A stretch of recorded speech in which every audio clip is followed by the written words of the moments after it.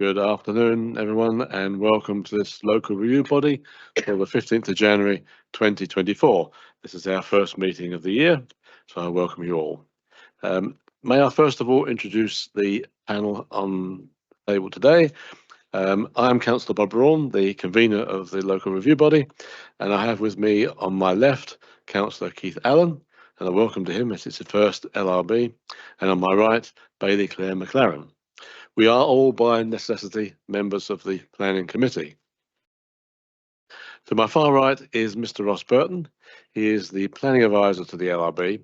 He is not part of the planning department, is an independent consultant who has only had involvement in these cases since they've been put to the LRB, so has no knowledge of them before that time.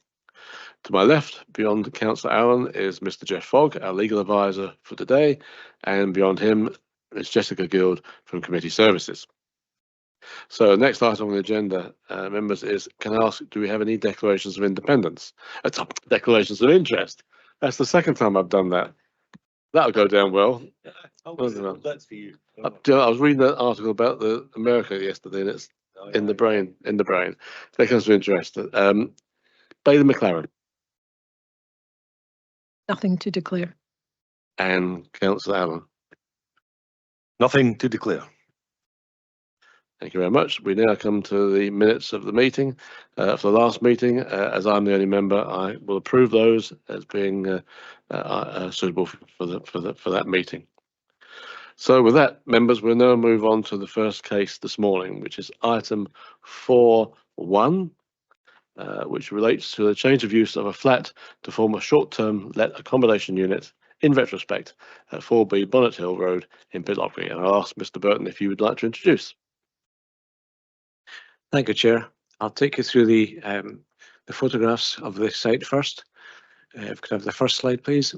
You can see the flat outlined in red on the picture, on the photograph there. So it's at the corner of Atholl Road, the main road through Pitlochry. Next slide, please. So it's on the upper floor of the house on the corner as it goes up at Bonnet Hill Road. Next slide, please. So it's the upper flat. You can see there are two flats above the shops there. It's the second floor flat, the one with the dormer, which is the subject of this appeal, and it's directly above the blue door and the blue window to the right of the blue door. Next slide, please. The door to the flat is at the side. You can just see the wooden door there, just beyond the bins. That's the entrance door to both flats. There's a common stair which accesses the first floor flat and the second floor flat off that door to the street. Next slide, please.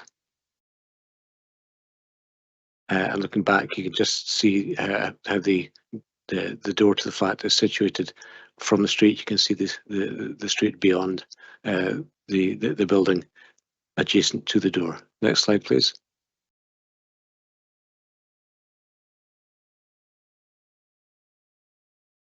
So, retrospective planning permission is sought for the use of a second floor studio flat in the centre of Pitlochry as short-term holiday accommodation.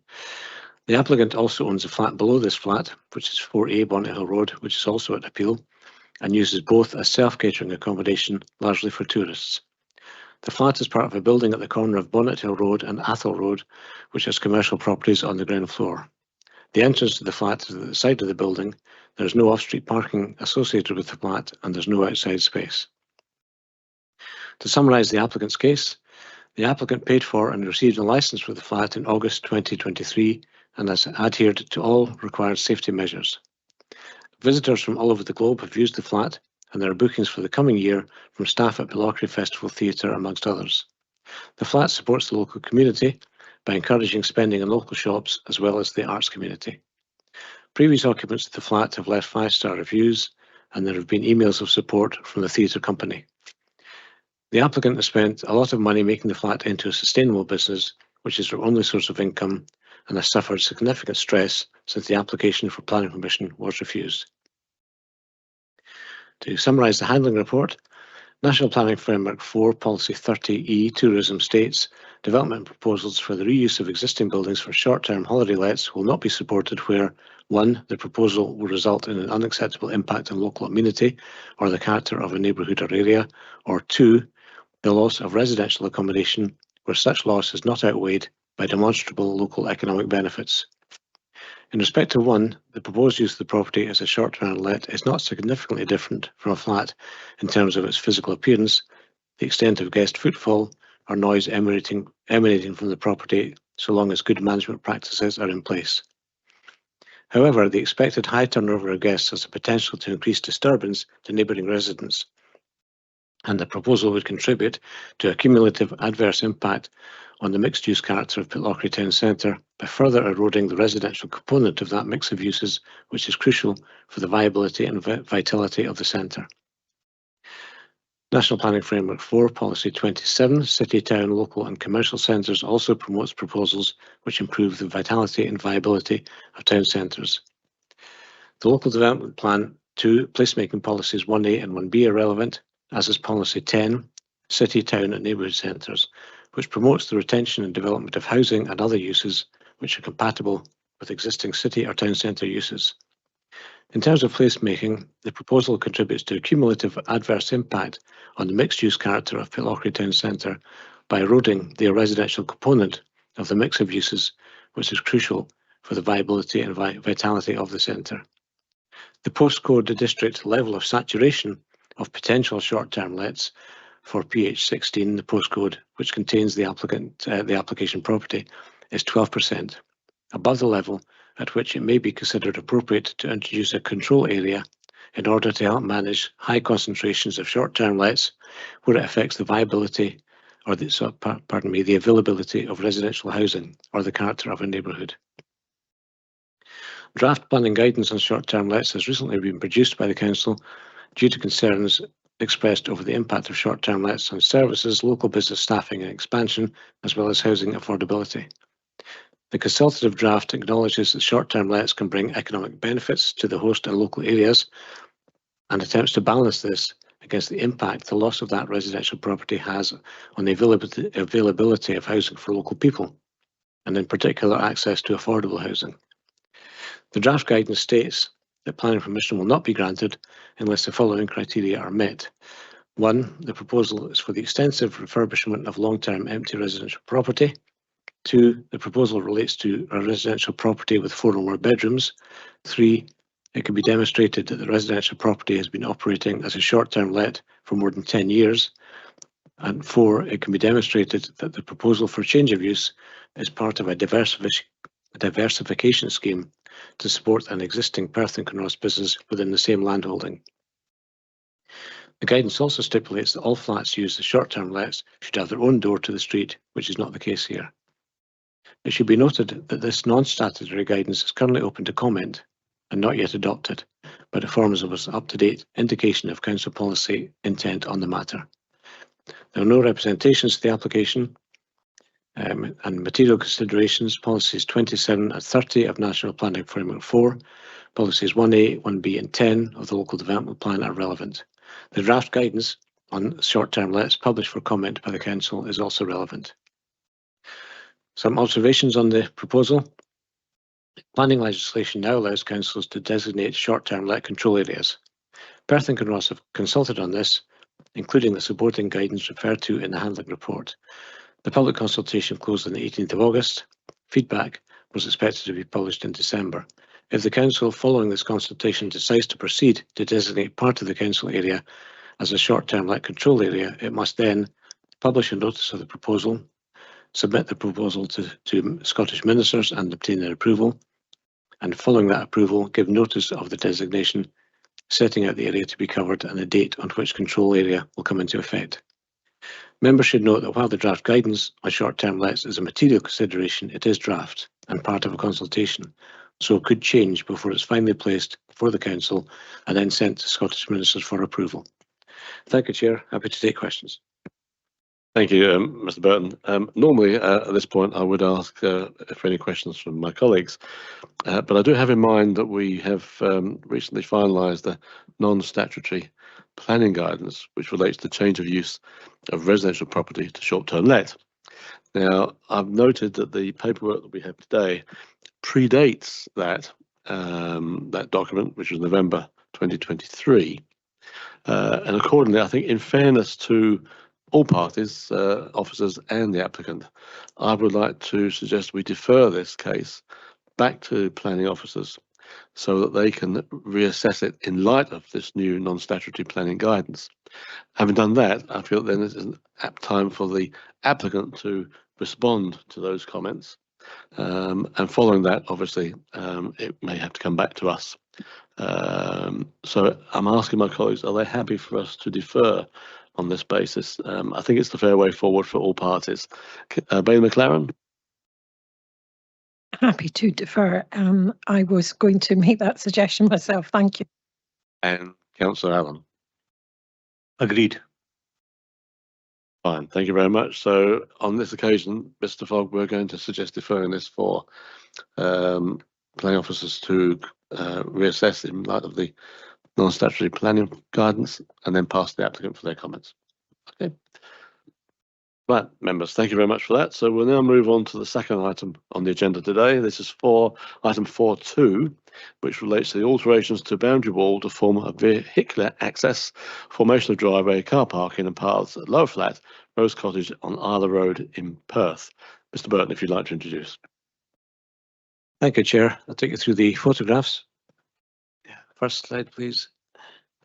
So you can see the application site bounded in red. The building within the application site is split into two flats, and the application is from the occupants of the owners of the lower flat, which has control of the garden to the front of the building between the building and Isla Road. Next slide, please. So this is the wall which is in question, where the proposal is to remove a significant section of the wall between the gate you can see and the corner of the wall, and replace it with a fence. A gate rather, within gate posts. The gate posts are proposed to be the same height as the surround of the pedestrian gate you can see there, and the gate itself is proposed to be the same height as the wall.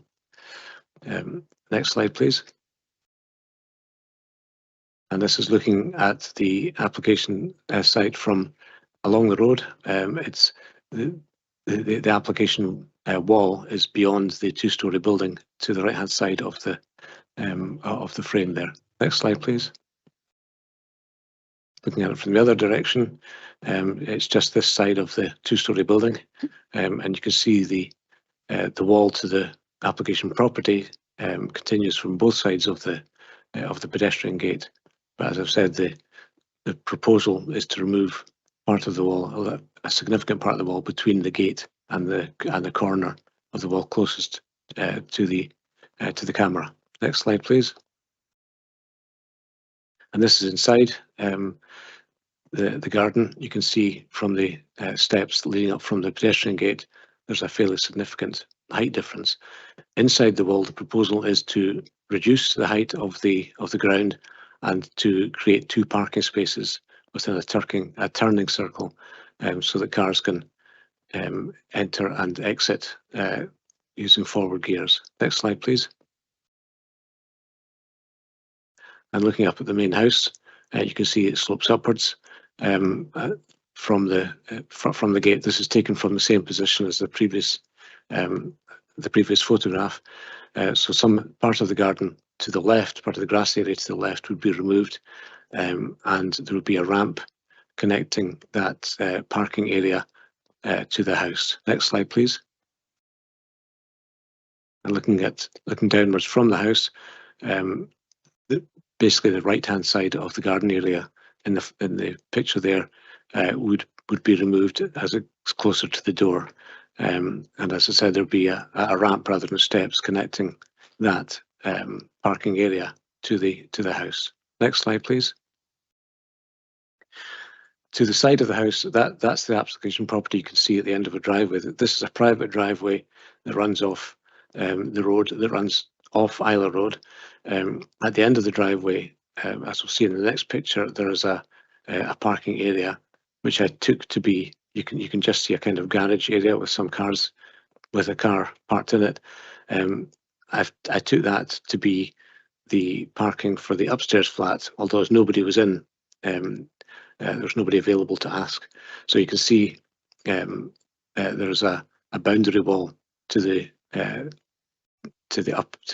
garden area of the flat, which is owned by the downstairs flat, which off this private driveway. Next slide, please. So, and on the overhead picture, you can see the driveway kind of L-shaped, just above the application property on this picture. So, planning permission is sought for the formation of an access and parking area for a flat which forms part of Rose Cottage, Isla Road in Perth. Rose Cottage is listed Category C, and the lower flat currently has a pedestrian access taken directly off Isla Road, which is lower than the cottage. It's proposed to create a 2.5 metre wide opening adjacent to the pedestrian gate and to form gate pillars, which would be slightly higher than the wall, and to install a close boarded timber gate, which would be the same height as the wall. The gate is proposed to have a light grey finish. Within the existing garden area, 2 parking spaces would be formed, and a ramped access would link them to the house. A listed building application for the formation of the gate and formation of the parking area was submitted at the same time as the planning application. This was approved on the 10th of August, subject to a condition requiring the submission of further details on the external finishing materials for the gate piers. To summarise the applicant's case, the first reason for refusal has to do with the proposed finish of the gate piers. The listed building consent, which is submitted with the application, has been granted with the condition requiring further details on the finishing materials and colours of the gate piers. A similar condition could be attached to consent for this application. While it's accepted that the provision of visibility displays as requested would be desirable, it's noted that the displays shown in the diagram, which forms part of the transport response, are annotated where appropriate. As such, they are not mandatory. Pedestrians navigating footpaths in the application area are used to vehicle openings such as that proposed. A number of similar accesses are highlighted in the appeal statement. The proposed parking area and access will remove the need to navigate a series of steps between the property and the street and will facilitate the installation of electrical vehicle charging points. To summarise the handling report, entry and exit to the site is from a busy A-class public road.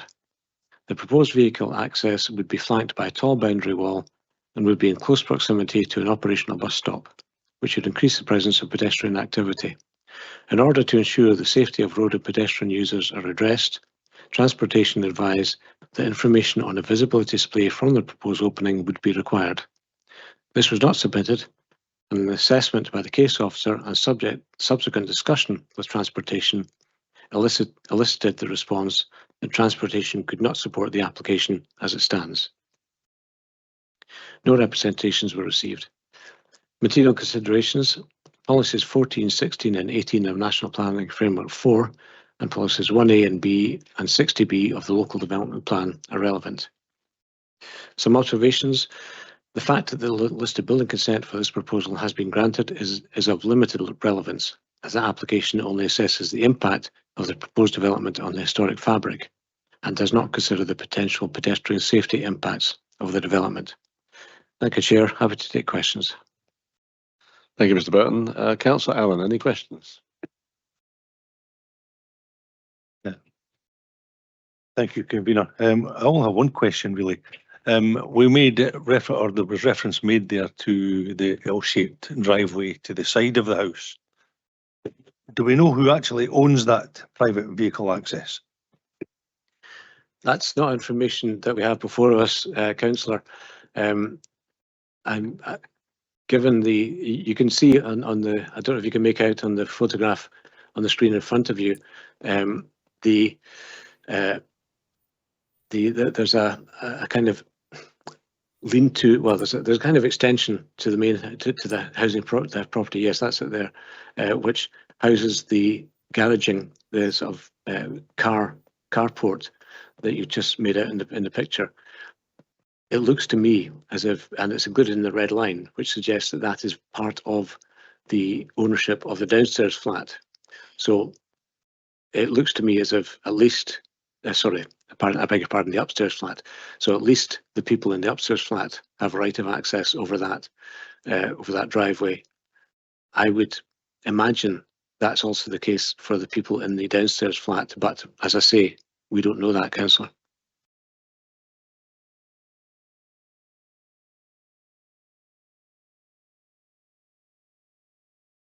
Yeah, my only addition to that is it's disappointing not to know who actually owns that private access and whether either up the stairs or down the stairs have right of ownership or access to them. Thank you.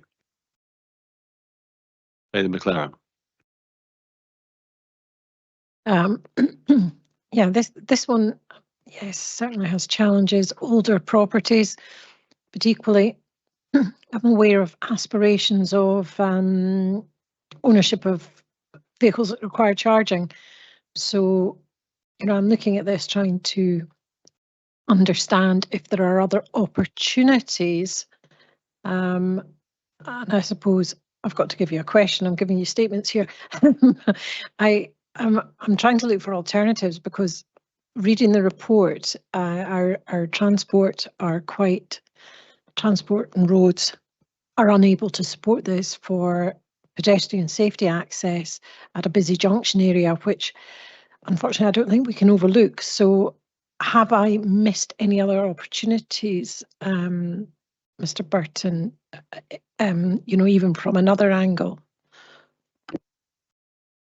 I think I understand where you come from, Councillor. If we can maybe move forward to the fourth slide, the one that's showing a picture of up the driveway that you can see. That one there. Now, this one shows, and in fact, the next picture might show it slightly better. Yeah. So this slide shows that if the application property does have a right of access over that, then there is a space, it looks to me, where a car parking area could be formed. And I would suggest that an opening in the wall there would be less of an impact visually and to the historic fabric, pedestrian opening, than the opening that's proposed on Isla Road. But this is just my thoughts. It's just conjecture. If there had been somebody in the house when I visited, I was going to ask that question, but unfortunately nobody was available for me to speak to, so I couldn't ask that question. But that seems to me a potential option. Also for EV charging, you could install an EV charging point there as well if you wanted to. Thank you. I think that sort of helps me along. Thank you. Councillor Allen, you have another question? It's just to come back on that very point. My question originally was about that private access. We don't know if this particular householder has ownership, access, allowability to do that. I would hope that would have been a major consideration for the householder in the first place, rather than coming off the main road. And we don't have access to know whether they own that piece of ground or not. The question is, how can we advise them to use that if we don't know they use it, or they don't know that they own it? Mr. Fogg. I was going to say, it may seem unhelpful, but that's perhaps going beyond the remit that you have, which is just to determine what's in front of you. That's a wider matter that the consultant could discuss maybe, but it's, at the end of the day, you simply have to assess the merits of what's being applied for only. That's a later day discussion, perhaps. Mr. Burton, I have a couple of questions. If we could go back to the original plan with the red line on it, just a matter of interest, that's better. This access road seems to lead to a further property at the back. Is that right, or is that just the way that it looks on the picture? No, it does appear to do that, Councillor. It appears to there appears to be more than one property accessed off that. Certainly, when I was there, I did note that there was a vehicle parked at the back of the application property, and I took that to be parking for the upper flat. But as I've said before, this is to some extent conjecture. That was just a follow-up question to my colleagues. My main question was, obviously the officer has concerns about access from the front. And I know that we've got listed building consent already. If there was a change of design on that frontage, how they get access to it, would they have to go back for further listed building consent? Or, I mean, if they had to move gates on the entrance in any way, would they need to start again from the LBC point of view? Yes, if the access were to be redesigned, say for instance to be wider, perhaps to incorporate the existing pedestrian gate, then yes, a further listed building consent application would be required. Well, members, okay, we seem to have exhausted the questions. So therefore, can we proceed to determine the application for review on the basis of the information before us, that is the information contained within the papers and the presentation by the planning advisor, or do we require more information? Bailey McLaren. Happy to proceed. And Councillor Allen. I think I'm happy to proceed. And I too am happy to proceed on this one, so I'll start off. Obviously, there's some good questions there about access to the property. I've driven past this every time I come to Perth, had a look at it myself, and the photograph we saw earlier on of the frontage straight on shows the concern that I have, and that is the width of the entrance. This is a busy part of the A93. It is obviously between two junctions, the Keir Road, I think is the other one, and obviously the main traffic light junction. I have a concern from just a driver's point of view, I suppose, of passing, that it'd be very difficult, I think, to turn left through that entrance. Very difficult, I think, to get it right. And even if you do get it wrong, you'll find your car caught on the turn, which would mean some sort of reversing into major traffic flow to get yourself in. So on this occasion, I think I'm going to have to accept the comments of the planning officer and refuse the appeal. I think the idea is there to some extent. I think my colleagues have pointed out perhaps there's an easier way of doing this, but the concept of off-road parking is there, and there's certainly a space for it to be done. It's going to be a major job to get the levels right, but I think the concept is there. But I just feel that the width of the entrance and its positioning is going to make it very difficult. And I would suggest perhaps a whole concept of change, moving the gate further to the right as we look at the picture and widen the entrance. That may be a way through, but I note the comments of the applicant's agent that there are other entrances along the road similar. Obviously, I've not had a chance to measure them to see if they're the same width as been proposed here, but they are, as we step back further away from the junction, obviously the traffic flow is slightly less, and I think there's slight differences there in that sense. So to sum up, on this occasion, I feel that we have to refuse the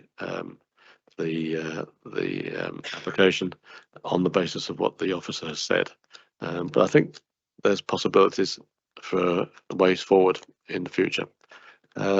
Councillor Allen. Thank you, Convener. On the context of what's ahead of us and what we've seen here today, I'm minded equally to refuse the application, but I can see that there are opportunities to look at this in a different angle and in a different light, and I think that's all I need to say. Bailey McLaren. Thank you, Convener. Yeah, I'm kind of echoing all your thoughts here. It is a busy junction, really, really busy junction currently. Yes, maybe CTRL may lighten the traffic flow in another couple of years, but as it stands just now and the information that's in front of us, I too have to uphold the recommendation of refusal from our officers. Thank you. Thank you, Bailey McLaren. So, Mr. Fogg, we have a unanimous decision to uphold the officer's refusal. Okay, thank you very much. So we'll move now on to item 4.3, which is another short-term let, a change of use of flat to form short-term let accommodation unit in retrospect at 2 Jubilee Place, again in Pitlochry. Mr. Burton, if you'd introduce. Thank you, Chair. Given that this is the same type of application as you decided to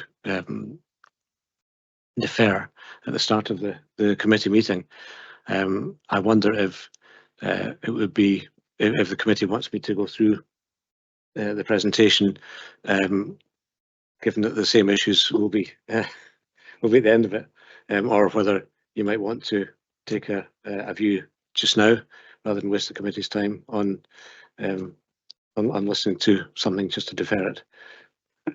I understand, Mr. Burton. I think we would have to, I think, in fairness, state the obvious again. If my colleagues are happy to do so, and to save time, I think, obviously, because we're in the same situation, that we're going to. I think it's the best way, in fairness to all parties, is to defer this again, in view of the light that, again, the paperwork predates the finalised non-statutory planning guidance on change of use for short-term lets.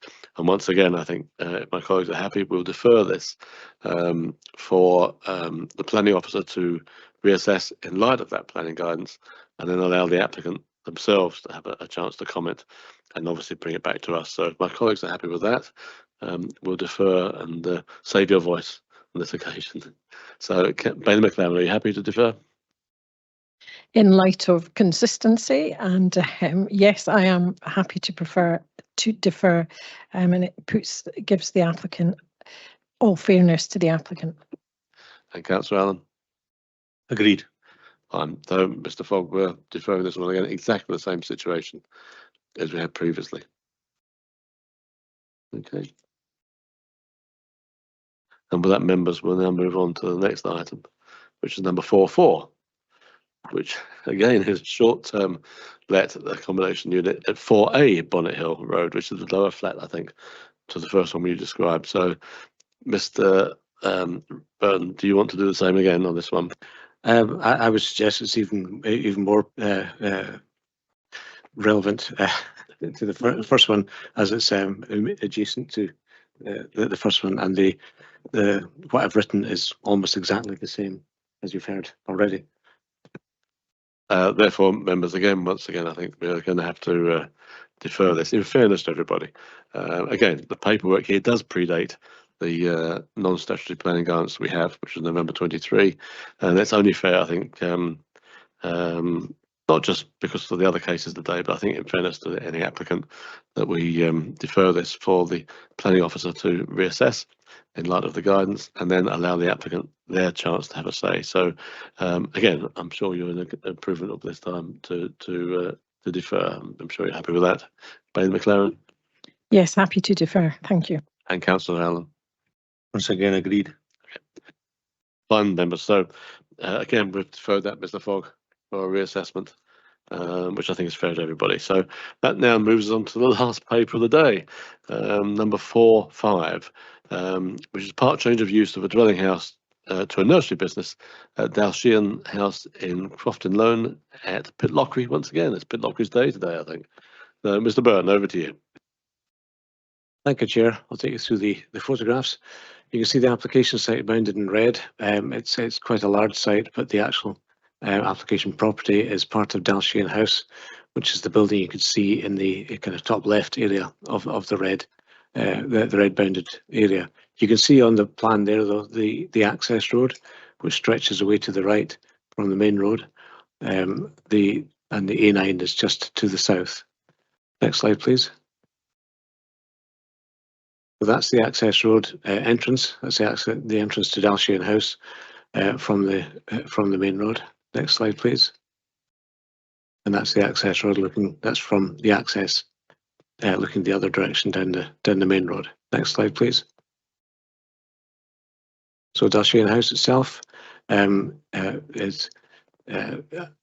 You can see a two-storey building with accommodation in the roof. The application property is attached to the house at the rear. Next slide, please. And that is the cottage style house at the rear, the single story element that you can see is the application property. Next slide, please.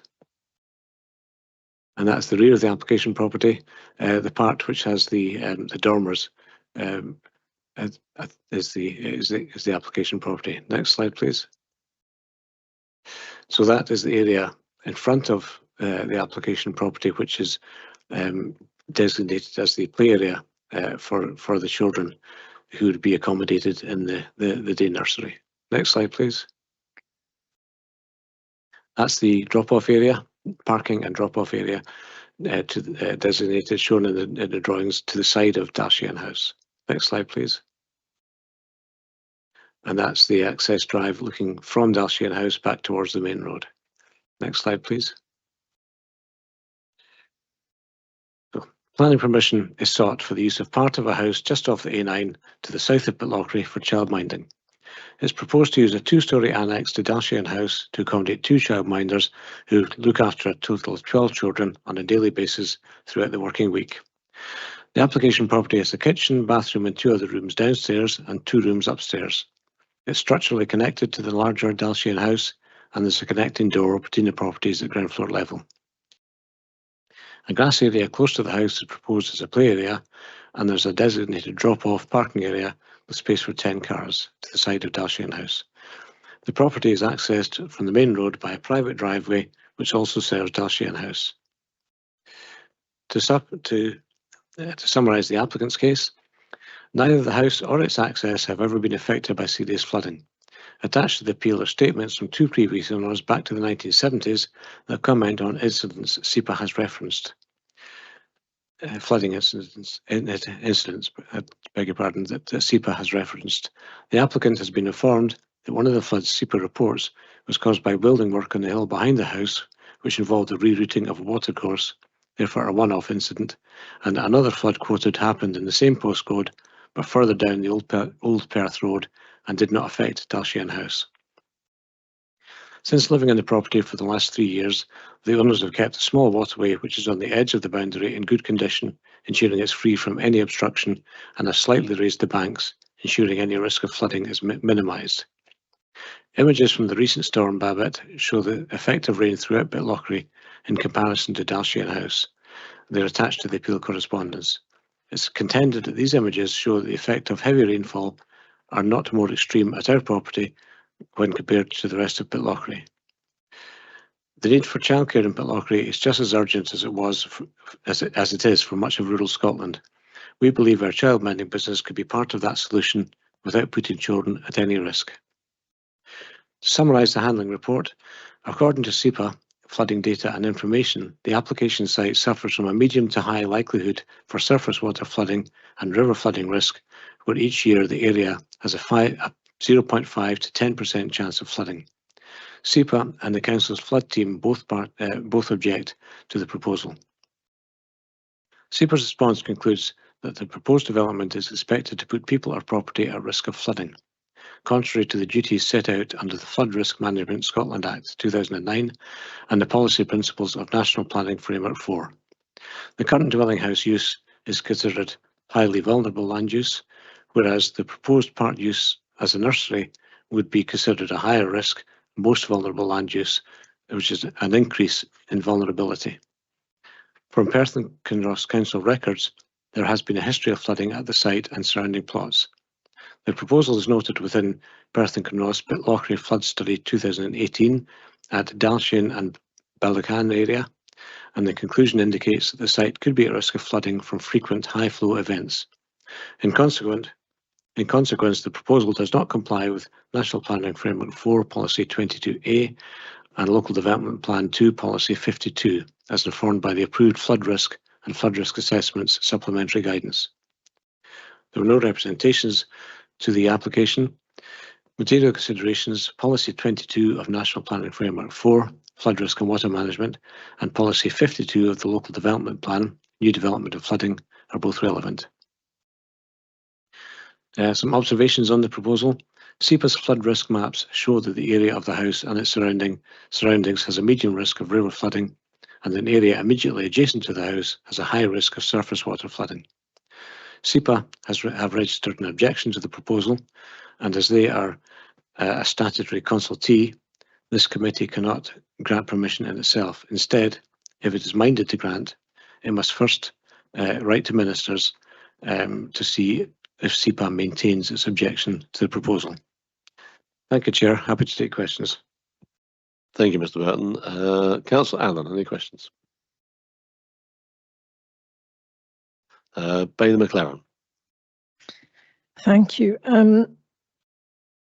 So could I just possibly clarify either yourself, Mr. Burton, or Mr. Fogg, about the flood risk? You know, this application is about the use of a building, but yet the flood risk is possibly pertaining to areas out with the property boundary, i.e. road networks coming in, particularly because of this classification of a nursery being of a highly vulnerable use. Am I correct in that? The SEPA flood risk maps show part of the property within the red line as potentially being affected by flood water, and you're correct about the connecting roads also being affected. So it is both, Councillor.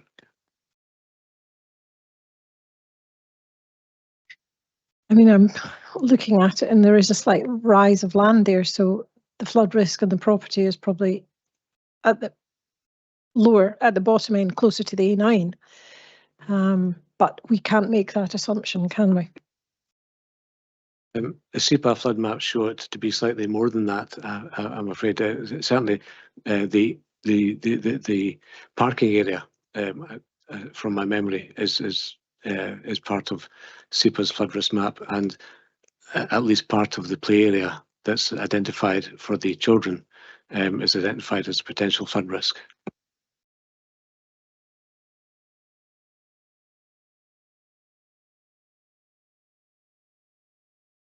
Councillor Allen, any questions? Yeah, trying to get this in my head so that I can ask it properly. There are representations that there has not been flooding on the property in the past, yet the representation from SEPA suggests that there has been. How do we determine where that actually is? I would draw your attention, Councillor, to the council's own flooding team comments on the application, which is in the application file.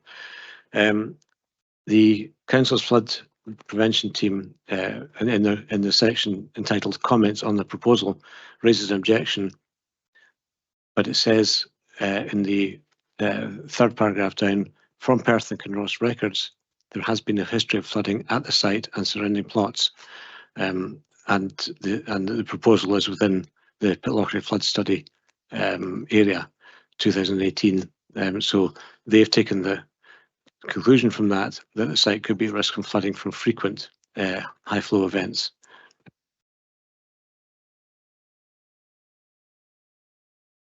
I'm still drawn to my original question, where we've got actual inhabitants of the house telling us that there has been no flooding, yet we have this determination from the flooding team to suggest that there has been. How do we get a determination on that? I suspect if you ask of the person, the flood prevention team, the council's flood prevention team, for clarification, you would get the same statement, because they do say, they have a sentence, I'll just quote from them: from PKC records, there has been a history of flooding at the site and surrounding plots, which suggests to me that they would make that not lightly, but because they have evidence or proof of that.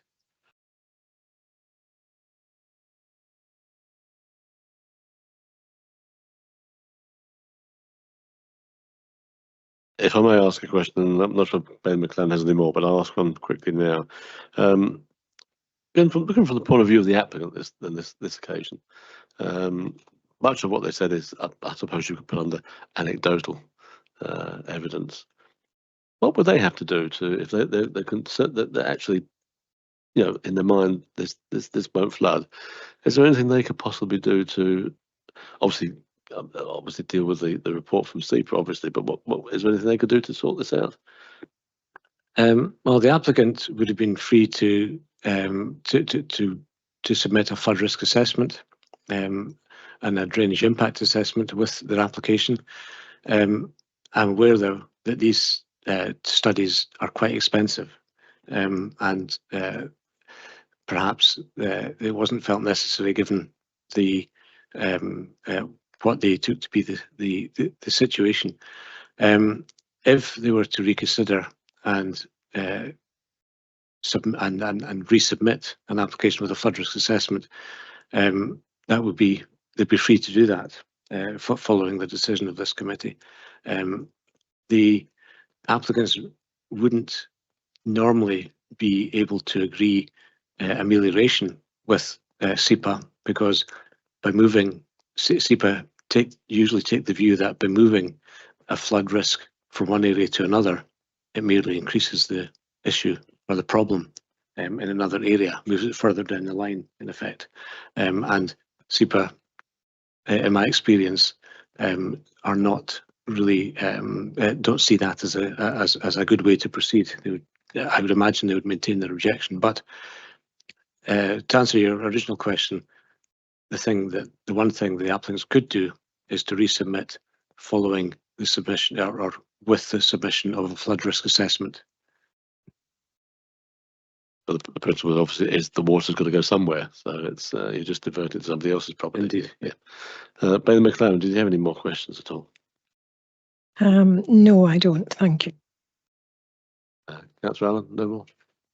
No, thank you. Okay, fine. So, members, can we proceed to determine the application for review on the basis of the information before us? That is, the information contained within the papers and the presentation by the planning advisor, or do we require more information?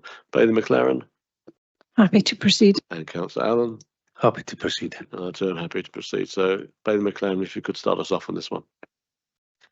Thank you, convener. Yeah, this really is quite. We're stuck between a rock and a hard place, I feel here. There is a known need for childcare facilities within the Highland Perthshire, which this property sits within. And but SEPA, and given all the recent flooding we've witnessed, we really can't dilute what SEPA's recommendation and our own flood team's recommendations are here. So unfortunately, with a deep heart, I have to uphold the officer's decision to refuse.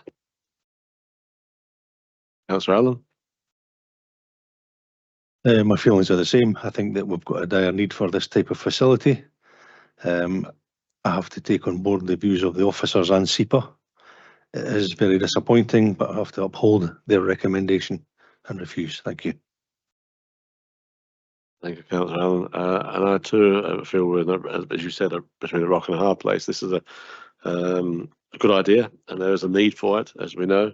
But we are in a situation where SEPA is a statutory consultee, and they have issued the warning that they are objecting to this. Our own engineers have said the same. So I feel that we are in a position where we don't have a choice but to refuse the appeal. As I asked Mr. Burton, there is perhaps an option for the applicant to consider contesting the claim, because the information they have put before us is, in inverted commas, anecdotal and carries no professional weight to it. And I understand what they've showed us in pictures. It may be worth, if they're considering going in that direction, to get their own reports carried out. As Mr. Burton said, I'm not sure where SEPA would actually change their minds, because water has to go somewhere. We know that from the flooding we've seen locally ourselves in recent weeks. But I can't see any other way forward for the applicants to proceed on this. I think at the back of the minds, we must be sure in our minds that children are involved here, and we must be cautious on that. And it does say in the paperwork it becomes most vulnerable situation. So reluctantly, as my colleagues have, I feel that we have to refuse the appeal and accept the reasons of refusal laid down by the officer. So, Mr. Fogg, on this occasion, we are unanimous once again. Is there any queries on that? No, but fine. Okay. So, members, that's in the shortest time, I think, brings us to the end, almost the end, of today's board. I said at the beginning, this is the first meeting for us in 2024. It is also the last meeting for Mr. Burton, who has decided to retire, unbelievably. So I would just like to take this opportunity and have it minuted. My thanks on behalf of all of the various councillors who sat with me in the 2 years. I think it's only just you took over just when I became convener. So it's my opportunity to thank you for all your input on behalf of all the various councillors who sat here. I know I have two with me today, but they're obviously not regular members. I'm the only regular member. On behalf of Mr. Fogg and Mr. Elliott, our legal advisors, Jess at the other end there, my thanks to you for all the work you've done, all the visits you've made and the photographs you've taken, and you've answered some good questions, but some perhaps might be a little bit stupid because of our ignorance, but nonetheless you've done it diligently, and I'd like to take this chance to thank you for all the work you've done and wish you the very best in your early retirement. So my thanks. Thank you very much. Thank you, Chair. I'm not sure about early, but thank you. So with that, members, we'll close the meeting. Thank you very much for your input today.